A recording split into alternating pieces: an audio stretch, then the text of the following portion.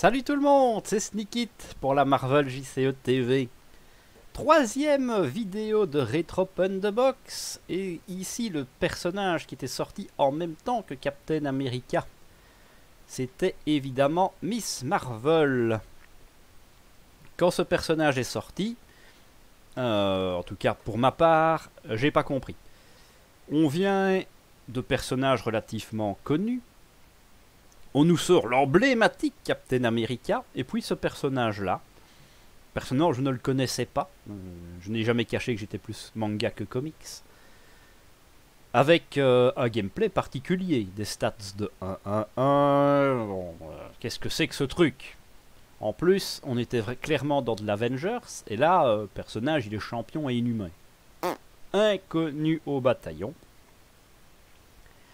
Mais quelle erreur c'était! Quelle erreur c'était! Ce personnage n'a fait que gagner en puissance tout au long de la collection.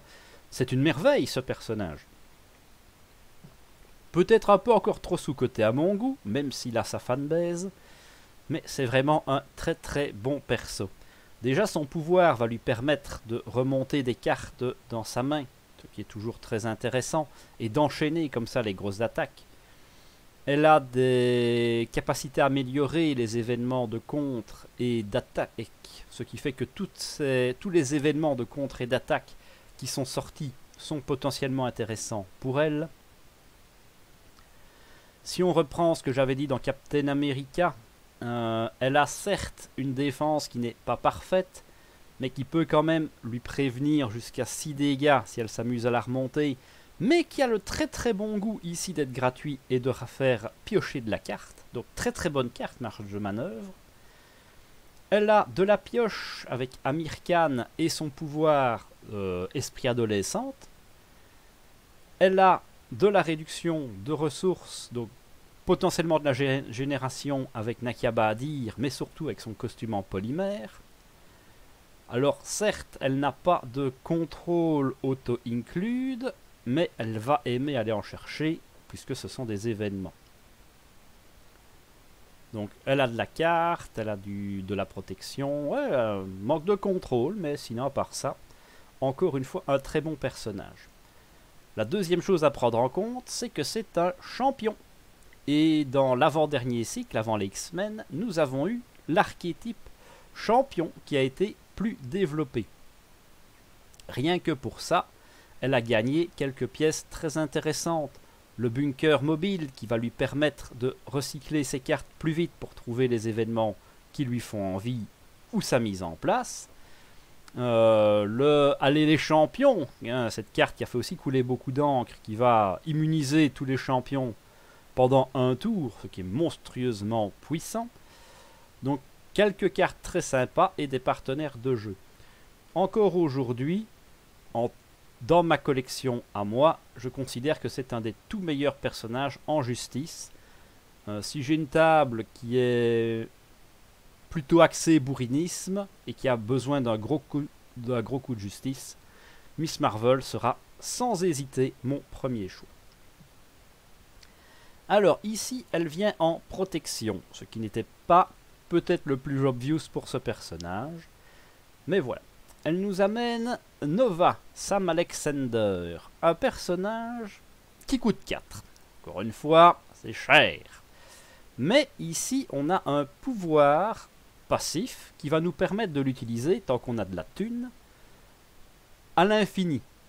Déjà, ça veut dire que si on le pose une fois, on n'a pas besoin ou pas envie de le reposer. Donc, ça c'est beaucoup plus intéressant. Il aime les ressources éclairs, et les ressources éclairs, c'est ce qu'il y a le plus, pratiquement, en protection. Donc, très bon allié, très bon ratio. C'est pas un auto-include, mais si vous avez une bonne densité d'éclairs et tout ça, par exemple un Iron Man, hein, qui aime beaucoup les éclairs, bah, ça peut s'envisager. Restez derrière moi, le contre-sort qui échange un effet contre une attaque. C'était sympa à l'époque. Maintenant, il y a quand même des boss où prendre une attaque, bah, c'est ce qu'il y a de pire. Donc, c'est pas non plus c'est plus une carte que je joue. Je préfère un vrai contresort. J'aimerais bien qu'on me donne un vrai contresort, quitte à le payer un peu plus cher. Peut-être en neutre, ça pourrait être très sympa. Le coup préventif. Une carte qui permet d'annuler les effets de boost, tout en étant de la défense et de blesser le méchant. Alors, si je ne me trompe pas, c'est la seule carte actuellement dans la collection qui permet de rediriger une attaque sur votre personnage. Pourquoi ? C'est une carte de type défense, c'est-à-dire que si je la joue, je défends. Si je défends, je suis la cible de l'attaque. Ça permet, si mon pote se fait attaquer, prend un gros boost, j'annule le boost, je fais des petits dégâts au passage, toujours sympa, et comme j'ai défendu, l'attaque c'est pour ma panse.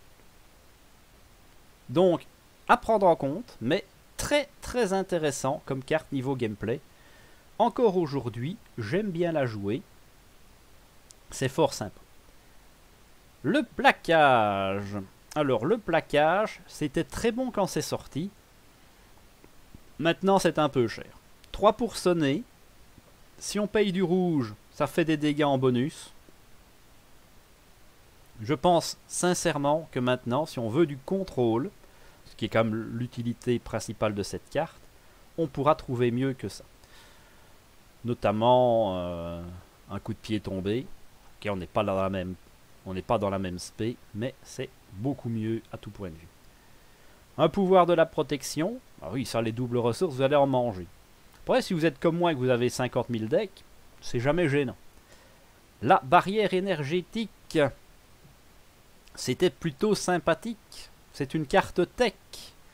Déjà là, quand c'est sorti, on a ce bon vieux Iron Man qui a fait intéressant. Ça, une ressource éclair, donc énergie. Donc encore une fois, Tony Stark s'est frotté les mains. Ça prévient des dégâts, ça les renvoie. Ben, on avait Ultron, donc on est aussi très content d'avoir cette carte. Aujourd'hui, c'est moins obvious. Il y a encore une fois beaucoup d'autres cartes qui vont nous permettre de se prévenir de dégâts de manière plus efficace. Ça a encore le bon goût de rester sur table. Tant que vous ne consommez pas la dernière charge, ce sera du deck thinning. Ça peut se sacrifier en cas de problème. Donc, c'est pas une carte à jeter, ça s'envisage toujours. Gueule d'or. Alors, Gueule d'or, c'est plutôt sympathique puisqu'il permet d'être joué du cimetière. Maintenant, honnêtement, je sais que c'est une des cartes préférées de Steve Kimmel. Si tu nous regardes, coucou à toi. Il l'a joué énormément, je n'ai jamais trop compris. Je considère que mettre même 4 ressources pour jouer la carte du cimetière, c'est cher payé. C'est une carte à n'envisager que si vous avez un gros souci. En général, en agression, si vous avez des soucis de menace, c'est une carte qui va pouvoir amener un peu de contre de manière récursive. Voilà. Mais le temps passé à la jouer fait qu'on ne fait souvent rien d'autre dans ce tour-là. C'est dommage, c'est dommage. Honnêtement, moi je ne l'ai plus sorti depuis très longtemps.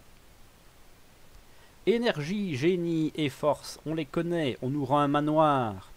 Peut-être pour rappeler qu'elle est Avengers. Après le manoir, attention, bonne carte, hein, mais voilà, on en avait 4 dans la boîte de base, là c'est le 5e. Voilà, bon. Par contre, et ça on est très content d'en avoir récupéré dans le cycle X-Men, l'endurance pour une thune seulement, plus 3 points de vie et une carte qui quitte le deck. C'est juste magnifique. Avant, c'était auto-include. Je fais un deck, je mets une endurance dedans. Maintenant, on a beaucoup de choix, donc ce ne sera plus auto-include. Parfois, il faut faire des choix, et choisir c'est renoncer. Mais encore une fois, si vous n'avez pas l'endurance, c'est quand même une carte qui vaut clairement la peine d'aller chercher.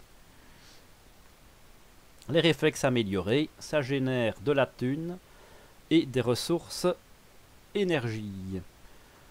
Bah, c'est à peu près le même principe que son homologue qu'on a vu dans la vidéo précédente. Il n'y a plus un énorme intérêt à les utiliser.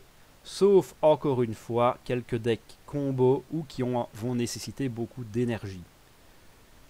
Donc, pourquoi pas, mais vraiment, ça c'est du lot tiers, surtout qu'on en a eu plein. Ici, les obligations de Kamala Khan, ça ne nous intéresse pas particulièrement. La mêlée, 3 dégâts à un ennemi, 3 dégâts à un autre ennemi. Typiquement, avec Kamala Khan, enfin avec Miss Marvel, comme on peut la renforcer, ça peut faire 2 x 5. Il y a moyen d'en faire des choses, mais ce n'est plus non plus la meilleure carte. A noter qu'avec la technique éprouvée, qui augmente du coup, enfin les dégâts du coup de l'attaque, on se retrouve à faire 2 x 6. Ça commence à devenir très sympa. Certains personnages vont aussi la renforcer, comme Gambit. Donc, c'est pas mauvais en fait. C'est pas mauvais, ça s'envisage. Construire autour, mais pas à jeter, loin de là. Plus intéressant en tout cas qu'un uppercut. Le coup étourdissant, encore une fois, c'est le pendant du plaquage. On va désorienter pour 3. Et si on a payé du rouge, on fait 3 dégâts. Honnêtement, pareil, cette carte pour moi a été complètement annihilée par la sortie du... Comment ça s'appelle? Du fusil. Il y a un fusil en jaune qui reste sur table, qui coûte 3 aussi, mais qui va pouvoir potentiellement désorienter 2 fois. Voire faire des dégâts, mais encore une fois, le dégât, c'est pas ce qu'on a besoin. Le dégât, ça viendra toujours au fil du temps. Ce qu'on a besoin, c'est d'assurer le jeu. Le désorienter va me permettre de passer en alter ego. Donc ça, c'est très fort, très confortable. Mais voilà. Pour info, si vous cherchez le fusil, c'est dans le pack de Venom. Et ça lui met 10-0. Triste. Le soutien moral. Ça permet de donner +1 à toutes les stats à un héros. C'est pas mauvais. C'est pas mauvais. Par exemple, pour Captain America, bah, c'était très très bien. Les deux sont sortis en même temps. Cette carte-là, dans Captain America, ça permet d'avoir un héros 3 partout qui va aller bosser 2 fois. Quand il y a beaucoup d'untap, c'est une carte qui vaut la peine. C'est pas trop cher, c'est bien. Dans un Quicksilver, c'est du caviar. Et le temps mort. Le temps mort, c'est aussi le pendant de l'endurance. Mais celle-ci va me permettre de régénérer. Sur le principe, évidemment, l'endurance qui, elle, est auto-include, parce que 3 PV, c'est toujours bon à prendre. Le temps mort ne le sera pas, pour la simple et bonne raison qu'ici, pour en bénéficier, je dois aller régénérer. Or, des fois, je n'ai pas envie, ou pas le temps, d'aller me promener en alter ego pour régène. Maintenant, pour le principe, ça ne coûte que 1, c'est pas cher, ça me permet de me soigner éventuellement, et ça réduit la taille de mon deck. Ça reste des intérêts pour cette carte. Elle a aussi été rééditée dans les X-Men. Preuve que c'est quand même pas mauvais. Et si jamais, si vous jouez à plein, n'oublions pas qu'on peut la jouer sur les copains. Ça, je ne l'avais pas dit pour l'endurance. Mais pour de l'ultra deck thinning, hein, si vous voulez descendre votre deck le plus bas possible, c'est pas ce que fait mon deck Tornade, bah, je vais jouer toutes ces cartes-là sur les copains, qui s'en servent ou pas. Honnêtement, je m'en fous. Moi, ce que je veux, c'est avoir mes événements très forts le plus vite possible. Parce qu'on aura beau dire, c'est toujours les cartes des héros qui sont les plus fortes ou les plus utiles. Voilà. Alors, est-ce que ce pack vaut la peine? Oui. Est-ce que ça vaut la peine si vous débutez? On va dire non. Déjà, pourquoi? Vous allez être frustré, parce que le personnage est un des plus techniques du jeu encore aujourd'hui. Donc plutôt pour un joueur qui commence à avoir un peu de maîtrise du jeu, qui pourra vraiment commencer à prendre plaisir à utiliser le personnage. Ça, c'est la première chose. Ici, les cartes, si on doit en retenir, pour moi, clairement, celle qui est au-dessus du lot, c'est l'endurance. Parce que c'est du basique, ça va rentrer dans tous les decks. Derrière, le temps mort sera très sympa, mais à côté, on n'a pas de carte décisive. On n'a pas des god tiers ici. On a 2-3 trucs qui sont sympas pour la protection, mais rien qui vont changer la donne. pareil à côté, le réflexe ne vaut pas foncièrement la peine. Les cartes neutres ne sont pas transcendantes non plus. Donc, si vous êtes limité en pognon, c'est un pack qui est dispensable pour le début du jeu.